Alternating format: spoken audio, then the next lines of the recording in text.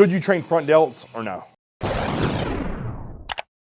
So when you think about the front delt, it's a muscle that oftentimes can be easily overdeveloped or is overdeveloped for a lot of people. But I'll say my first instinct is to say yes, you should. It's a muscle and we should train it. But, and I guess let me give you some context there. I remember an old video of Milos saying he was training Sergio Oliva Jr. and he was like, I don't want to train front delt. And Milos is like, we're going to because I said so. And he needs it. It's a muscle and we're going to blow it out.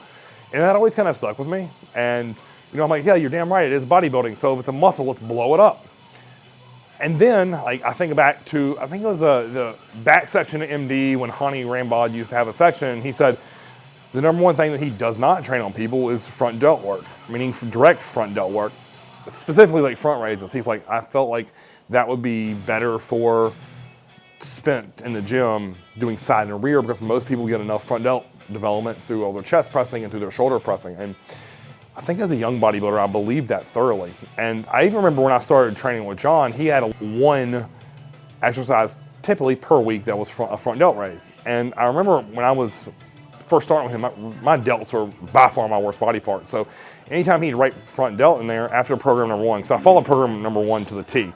But everyone after that, I said, you know what, my front delt is pretty developed. I don't need it. I'm gonna take that effort, energy, and volume and put it towards my rear delt. So if he wrote front delt raise with an easy bar, which is a favorite of his, I would just simply do a rear delt exercise that I hadn't done. So let's say he wrote in reverse pec deck, I would just do bent over laterals in place of the front raises. And I was doubling up on my rear delts. And I swear that's one of the reasons why I brought up my delts is my rear delt now is not a weakness. That's because I did so much volume and so much specialized training towards it. So for me, growing up, I lived on the flat bench for football, right? Because you had to press a lot of weight because I wanted to be on the leaderboard on my team. And to me, that meant I had to have a big bench. And when I got into bodybuilding, everyone seemed to say, how much do you bench, bro? So I wanted to get that number high. And I wanted to be able to just throw 225 around like it was baby weight. And I got to the point where I was good at it, but I had no chest. So all I had were these really developed front delts and no side delt and no rear delt. So for me, early in my bodybuilding career, the answer was no, I didn't need any more front delt. So let's dig into this topic a little bit deeper and I'll tell you some things I want to think about. And what I mean by digging deeper is you need to get out your photos. And I need you to look in a front delt bicep, in a side chest, in a side tricep, in a back delt bicep. What does your front delt look like development-wise in comparison to your side and your rear? If it flows perfect, I say leave your front delt raises in there, your shoulder pressing, leave it in, because it's working and your delts are developing. On the flip side of that, if you're extremely front delt dominant, if you look and you're capped at the top, but your side and front are like this or flat, stop it, you don't need any more. It is overdeveloped, and that's gonna take an honest assessment. Listen, if you don't think you can honestly look at your photos, send them to me. I'll gladly look at them and say, hey, yes to front delts, no to front delts. Not a big deal. It'll take me less than 5 seconds to determine that by looking at 2 or 3 photos. So that to me is where we start. Now, if your whole delt is underdeveloped, then I say yes, you need to do it. And if you've been watching this channel, you know that I'm not necessarily a big believer in shoulder pressing, but if you're really immature in your training, meaning less than 3 years, I think a shoulder press does need to be in your program. And that's because that's gonna help build a base layer of strength. And then you may find out that shoulder pressing actually works for your delt development. Now, would I do more than one press for shoulders in a workout? Absolutely not, but I would do it, and I would probably do it regularly. And if I'm gonna say which ones I would do, I would start with dumbbell, seated. I would next go to hammer strength or a Smith machine. Those 3 to me are the most bang for your buck for shoulder pressing. You'll reach a point when your strength gets too good on dumbbell pressing, it becomes more of a cumbersome act or a circus act or trick to get them into place, and it just, to me, the risk and the reward isn't there. So the idea of throwing it back and catching it or having someone hand one to me and it's awkward and uneven, I waste more energy getting them into place than actually pressing them. So to me, dumbbells have their shelf life until you get too strong. Anything over 120 pounds is just awkward to get up into place. And trust me, I know because I've done it. Let's say you're one of the people who fall into the I need a front delt, or it's lagging. Or let's say you followed this channel and you're like, man, Chris, my side rear delts are blown out because I've been doing all your workouts and my front delts are now lagging. So if you're one of those 2 people of not having front delts, meaning from not training it in terms of youth, or you've been putting too much focus on side and rear, but your front are lagging, Here's how I would attack it.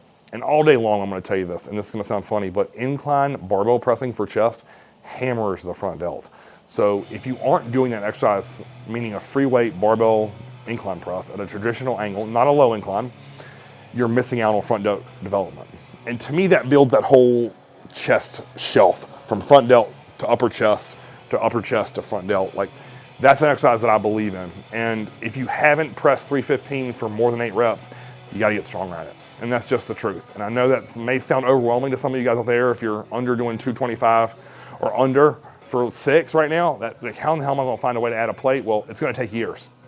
But if you stick with it, it's gonna work. And the next thing you know, you're gonna have a front delt. Now, let's get a little bit more pinpoint or more accurate. What's the first exercise I would choose? All day long, it's gonna be a dumbbell Y raise. And I like it because it pins me down to an incline bench. I'm able to get all front delt and some side delts. So it's a lot of bang for my buck there, right? Because to me, side delts can never be too big. So I'm gonna do my front delt, I'm gonna get some side in there too. So to me, the Y raise, major win. As I touched on earlier with shoulder pressing, if I'm gonna do a Smith machine, a hammer strength, or a dumbbell press, I like one of those 3 for pressing if you're gonna do it. And next up to me is largely gonna be alternating dumbbell front raise. So I'm standing tall, and it's 1, 2, 3, 4, just like that. So you notice I'm kind of coming across my body here. I like that because it really forces that front delt to work and work hard. So that's kind of what I call like Branch Warren style front dumbbell raises. So if you know it's got a neutral grip, not a pronated grip, and I'm coming up and across my body, you can really get some good weight on these and push the intensity. And then the last thing I'd really recommend, and I know this is like super old school, and I'm sure the scientists out there will tear me apart for this, but a 25-pound plate raise and you turn it, tell you this, you do that at the end of your shoulder workout, and your front delts are gonna be screaming at you. So any of those exercises that I just listed are all gonna be great for growing the front delt. And if it's something that you need to bring up, that's how I would do it. Now, to wrap this video up, what I really wanna think about here, guys, is first you must identify if you need it. And if you do need it, do one of the exercises I just talked about it. If they're overdeveloped, I cannot stress this enough, if they are overdeveloped, it's gonna throw off your symmetry and look really strange from the side because you're gonna have this monstrous, bubbly front delt and it's just a drop off of a shelf because you don't have a side and rear delt. So that's the biggest takeaway of this video is 100% depends on you and your body and how your body grew and took off to exercise. So I know a lot of times you could have had the perfect training set up, you could have been doing the right exercises with the right form, and some muscles just grow faster and better than others. Or you may be a little bit more biased to growing a certain body part based upon limb length or your lever action or how you generate power and force or the connectivity to the muscle. So I know a lot of times like when guys are trying to get side and rear delt, they feel a lot in their trap. But if they train front delts, they can bang those things and be right on the muscle. So if that's you, don't get frustrated. That was once me, right? I had an overdeveloped front delt and a lagging, I mean really lagging side and rear. So just know and trust in the fact that if you're like me, you can reverse it. It's just gonna take some time and you have to be very diligent with that. So to kind of wrap this video up, guys, I can't stress enough, look at your photos, look at your training, and then take everything I taught you in this video and apply it. And if you have an overdeveloped front delt, just simply take all the time, effort, and energy you're putting to that and put it to your side and rear, catch those babies right back up. It's like anything in life, right? If you double down on what you don't have, it'll catch up to the muscles that are already developed. So if you like this video, guys, like, share, and subscribe. Until next time, Cris TV.